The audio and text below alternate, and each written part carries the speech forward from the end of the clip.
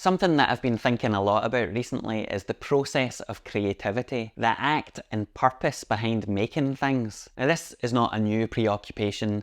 It's kind of a topic that floats around my mind a lot, but it's something that has become increasingly personally relevant as somebody that spends a lot of time and energy making and sharing videos on YouTube. Doing so, it can often feel like you're effectively just flinging your beloved creations out there into this vast, harsh ocean of bland, uninspiring content that is purely designed to capture the attention of this vaguely defined algorithm, and that if you don't adopt the same kind of tactics or address the same kind of topics, then you're doomed to just sink into oblivion, unnoticed and underappreciated.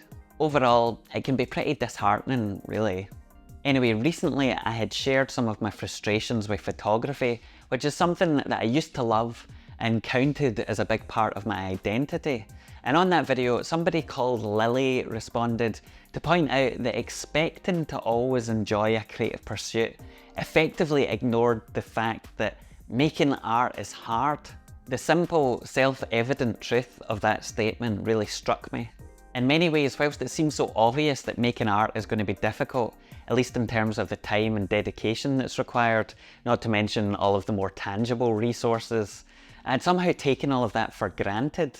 And for so long, I had just kind of accepted that inspiration and motivation were something that would come naturally, albeit in waves. What I had failed to realise was that the reason that creativity seemed to come so easily for me, at least with certain interests like music or taking pictures, was not because of any, ineffable cosmic tide, but rather because I actively worked on them consistently and regularly over a long period of time. In other words, the cycles and undulations of interest that I had in particular forms of expression are largely down to me and the active effort that I put in, not just to make stuff, but also to ensure that I allow the space and time to recharge and be inspired.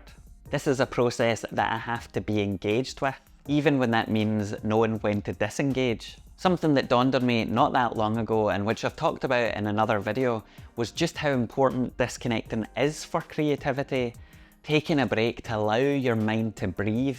Now, perhaps through some kind of divine intervention, I recently came across the channel of this person called Riza, or Riza, I'm not entirely sure how to pronounce her name, but they had the most beautifully shot videos that I'd seen in a long time. The kind that, tell a story visually in a way that so many other people just don't, and which compel me to watch, irrespective of what the content actually is. In one of their videos, they mentioned this specific book called The War of Art, and the importance of acting intentionally when it comes to creative pursuits. This idea reminded me of this comment that I had got from Lily, and so I ended up buying a copy of the book for myself to read a bit more about it. The main thing that I took away from this book was that there are endless ways that you can and inevitably will be discouraged or even actively prevented from making stuff. And all you can do in the face of that is continue to commit, turn up and carry out the work of creation, because it is work. Not only is the process not always going to be easy, but often and probably frequently, you're not going to make anything that is actually any good. What's important though is the act itself. In some senses, making art is kind of like a battle that you have to fight, or a mountain that you have to climb fresh every day. More importantly though, the struggle is an inherent part of the process itself, as opposed to being a blocker to that. In some ways, that might seem a bit depressing, but for me, it is actually quite a liberating idea.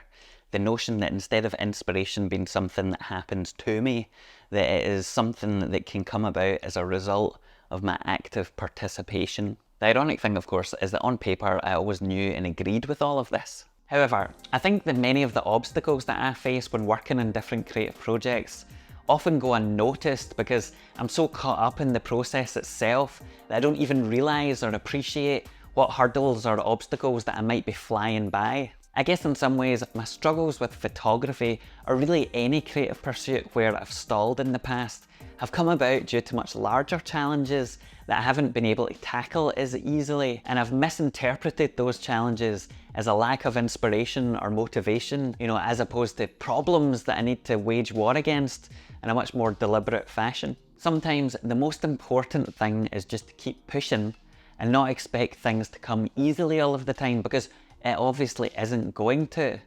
Making art is hard.